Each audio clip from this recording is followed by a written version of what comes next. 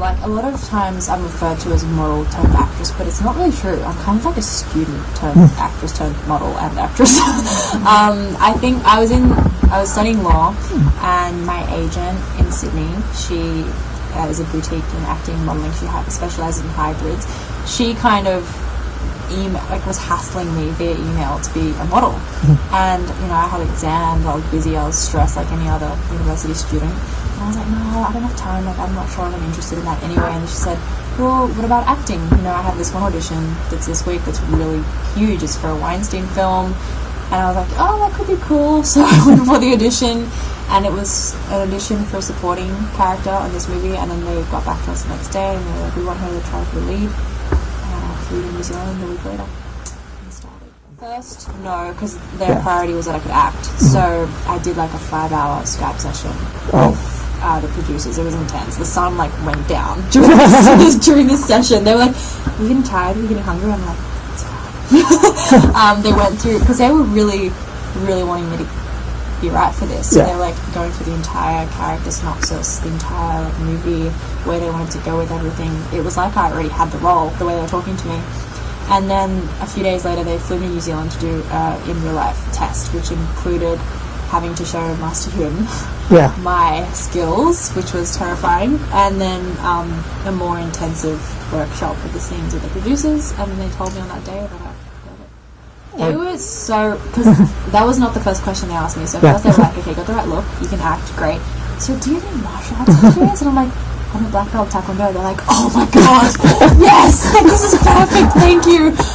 So they didn't know at first, but when they did find out, it was like the icing on the cake kind of thing for them. So it was. I mean, a common misconception is that, oh, you do taekwondo, so you're fine for udon. It's like, no, they're completely different. Taekwondo is very rigid, it's very punchy kicky, and it's a much more of a practical sport. And I think udon is almost like a cross between dance and martial arts, which is why I think Harry fared so well, because he's already a dancer.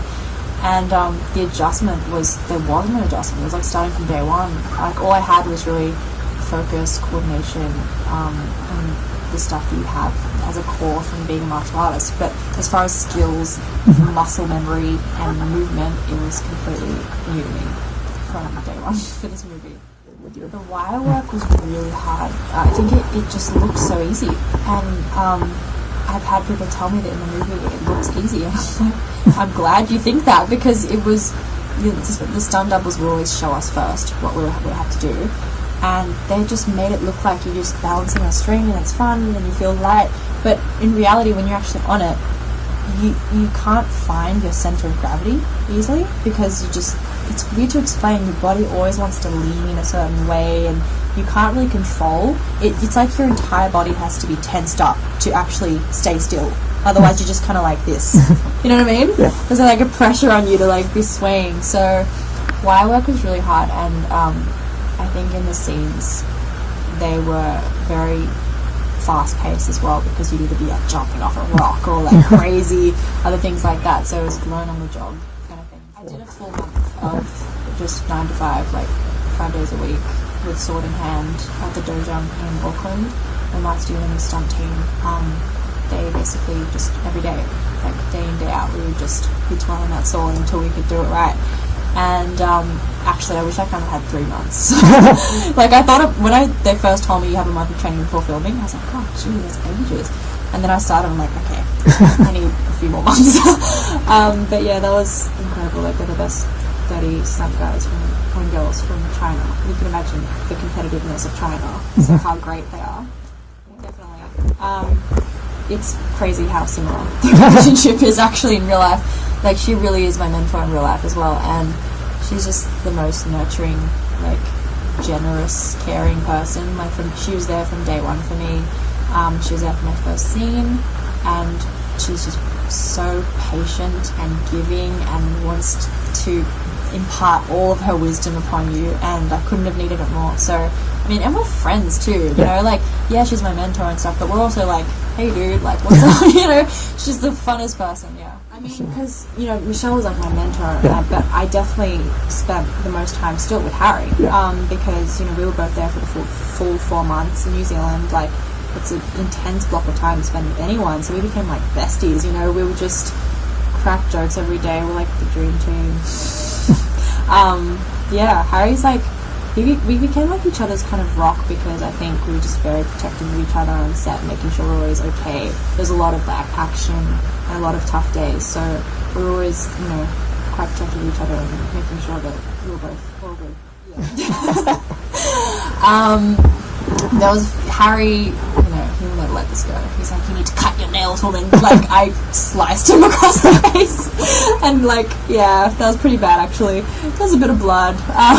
There was one day where, there was only one kind of more serious injury for me, where where were we? So, do you know the pagoda? Where it was, like, Jason Scott, where his character resides, the villain, and it was so funny. I had to do this crazy like sequence where he would like come and he's terrifying. Like, he's the nicest guy in the world. As soon as it's him again, he's like dash, and then he's a character. He's like he is terrifying when we're actually filming. So he would be running at me like this full body of muscle, like, and with his sword, and he has to come and slash at me, and then the wire is supposed to pull me out of the way in time. But because of timing, sometimes he just wouldn't. So I'd still be standing there while he's the sword's coming down on me. But I think that was like bumps and bruises, but that's expected. I mean, yeah, you just have to. You can't fake it. You got to really do the fight, and you got to take the hits. No, he takes a lot of time to really perfect it as well, and he's not scared of actually showing you. Like, he'll get into the character and say the lines as well if he feels like that'll be more effective. He has a very specific like way of wanting things. Like, he actually predicts everything. And he does this thing where he puts his hands up like this and he's imagining every shot and exactly how he wants it. He plans, and he's such a perfectionist with that stuff. And he's the same in dialogue as he is with action. He's just as precise, and he looks for the beats that he wants, and he wants you to, like, he gives you the freedom to change him if it's not working, but he definitely has ideas already in place for every beat that he wants. So I was very surprised by how specific he was with that as well. And of course, like, he's very famous for being an action director, but he's so hilarious, and people don't know this about him, but he's got such a sense of humour. And for the dialogue scenes, the ideas he puts forward, they're so intricate. Yeah, he's all-rounder. Yeah.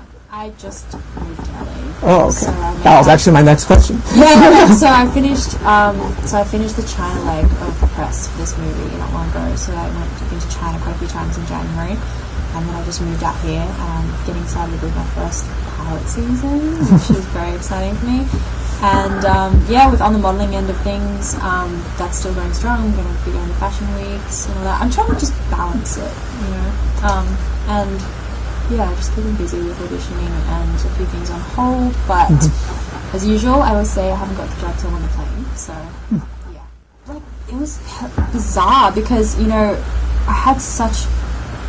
The experiences that I had, I was so lucky, because who's in the situation where, okay, I'm kind of like a foreign actor because I'm from Australia, but I'm in the sequel to such a huge film from China, and then so when I was doing press there, my Mandarin is not perfect, so it's kind of like a foreign actor but in a sequel to a classic Chinese movie. There's so many layers involved that it was such a intense experience. I was doing like talk shows and my Mandarin level was like not high, so I was, you know, it just made me think I could do anything now. I'm like, if I can do the top talk show in China that a billion people watch and I can't speak the language, then I think I'll survive the Netflix press.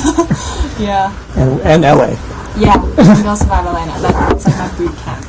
All right.